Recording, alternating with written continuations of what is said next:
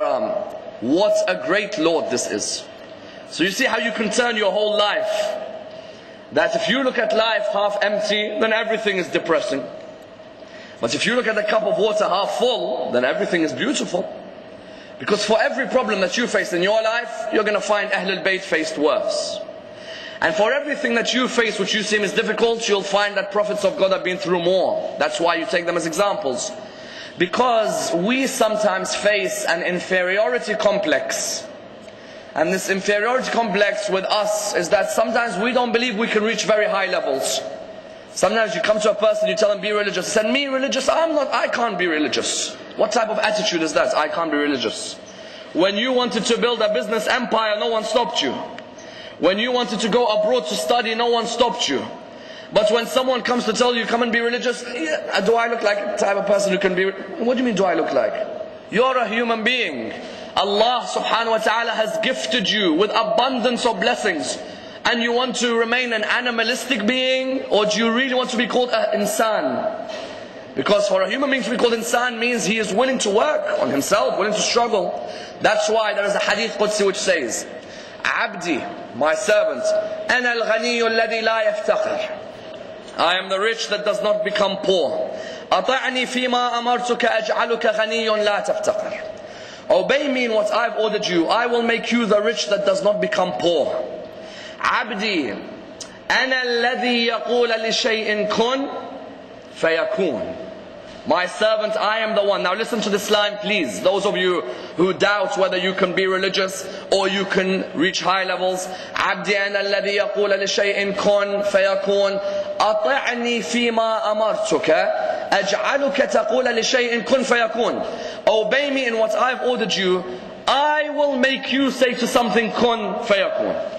As in, Allah subhanahu wa ta'ala is promising the human being, not promising prophets, not promising imams. I'm promising you. You obey me and the things I've ordered you, I will let you say to something be and it will be. Now someone will say to me, so you're telling me as an example of be and it will be, that if I wanted this table to be sent towards London and I command it and it will reach London, you're telling me I can do that? Yes. And then someone tells me, where's your proof? I say to him, go to Asif bin Barkhiyah and Surah An-Naml. And Allah subhanahu wa ta'ala will show you that it can be proven. Those of you who have a Quran in your hand, go to Surah 27, Surah An-Naml. The only way you're going to be able to be kun fayakun is when you have a relationship with this book. If you don't, forget about it. It's impossible. When you go to Surah 27, Surah An-Naml, go to about verse 40 of Surah An-Naml, and you will find that Nabi Sulaiman has sent his message towards the Queen of Sheba. And that the Queen of Sheba has come towards Nabi Sulaiman's kingdom. And so in verse 38, Nabi Sulaiman wants to use something as a proof, that when she comes, there is a proof to her that he is a prophet of God. So what happens is in verse 38, قَالَ يَا أَيُّهَا الْمَلَأُ أَيُّكُمْ يَأْتِينِي بِعَرْشِهَا قَبْلَ أَنْ يَأْتُونِي مُسْلِمِينَ.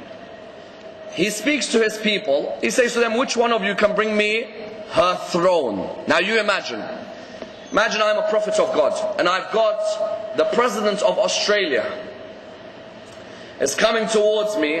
I need to prove to him that I'm a prophet. He sits in a crown chair in Parliament in Australia. I want to prove to him I'm a prophet. The way I want to prove it is I want that chair next to me before he's even come to Dar es Salaam.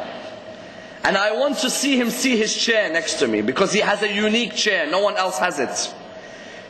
Because when he sees it, surely he's going to believe that I'm a messenger of God. قال عفريت من الجن أنا آتيك به قبل أن تقوم من مقامك. One of the jinn said, I'll bring you the Queen of Sheba's throne before you even stand up. So it showed us that the jinn even have the ability to break the veils. Flick your finger, Queen of Sheba's throne is there. But then قال الذي عنده علم من الكتاب أنا آتيك به قبل أن يرتد إليك طرفك. One of the people of Sulaiman, Quran said he had some knowledge of the book. Not all the knowledge, some, a portion of knowledge. But it was enough. He said to Nabi Sulaiman, I'll bring you the Queen of Sheba's throne before you've even blinked your eye. There is a difference. In one, there is one who's saying before you've even stood up. The other says, forget standing up. You see how regularly you blink your eye? It's here before you blink. It was already there straight away. Because if his promise is going to be true, it should be there straight away. Straight away, Queen of Sheba's throne was there. Ahl al-Bayt tell us, he knew one of the names of Allah, or he had one portion of the 73 treasures of knowledge of Allah subhanahu wa ta'ala, and he was able to do this. Then imagine what Ali ibn Abi Talib could do when he has 72 out of the 73 portions of knowledge of Allah subhanahu wa ta'ala. 72 out of 73, of course no one can have 73, that's only Allah subhanahu wa ta'ala. But Rasulullah and Amir al-Mu'mineen, 72 out of 73 of the secrets were known to them. Here, Asif bin Barqa, there's a question asked to the fifth Imam. What does fifth Imam say? They asked him, why did Sulaiman not do it himself? Why did he ask someone to do it? And he replied, because Sulaiman wanted to make clear who's the wasi after him. Because every prophet of God before he dies has to make clear who his successor is. Not like those people who tell us election and which election? What comedy show do we have election? Go for an election, half the people aren't even there in the election. Some of them are still burying, and then they tell me let's go and do election. So some people knew it's important to choose a leader, but the man himself who came with the message didn't know. And so you found that Prophet Sulaiman, even before he passes away, he makes clear that look, this man, you didn't even blink, her throne came. The beautiful thing about it is that when the throne came, I love the Queen of Sheba's reply. Because if you want to know a queen, queens don't answer you. Queens, their answers are vague, very political answers. Royal families are not taught to answer you straight. They are taught to give you a vague answer. When she saw her throne, فَلَمَّا جَاءَتْ قِيلَ أَهَكَذَا عَرْشُكِ. When she came, he said to her, is that your throne? She said, قَالَتْ كَأَنَّهُ هُوَ. It looks like it. Have you ever at times when the truth hurts you, you don't admit something? Someone tells you you're wrong, and you're like, I might be wrong. You know you're wrong. But you say, I might be wrong. She said, كَأَنَّهُ هُوَ. It looks like it. What do you mean it looks like it? The only one throne on this earth which looks like that is your one. Because remember, half the earth was hers, and the other half was Sulaiman's. So I don't think there's going to be many people with thrones like yours. And therefore you found that here was a man, Asif bin Barqa, wasn't a prophet of God, he was a wasi.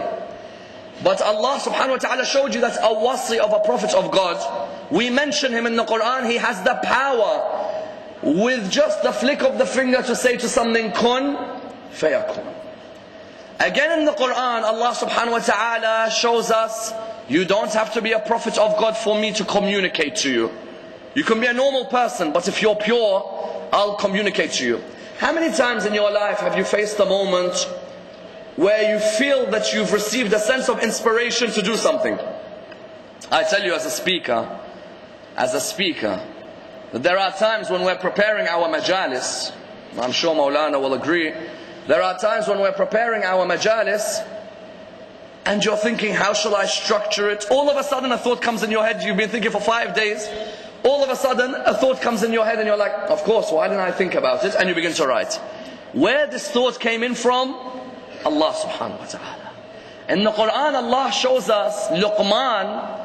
When Luqman starts speaking, when we come to his words, it's as if he is speaking with Allah's words. Allah subhanahu wa ta'ala, look at the way Luqman speaks, it's as if Allah is speaking to you. And when Allah speaks, it's as if Luqman is speaking to you. Why?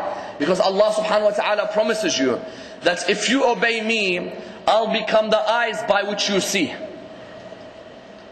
and the ears by which you hear, and the tongue by which you speak. Just obey me, and I'll let you flow.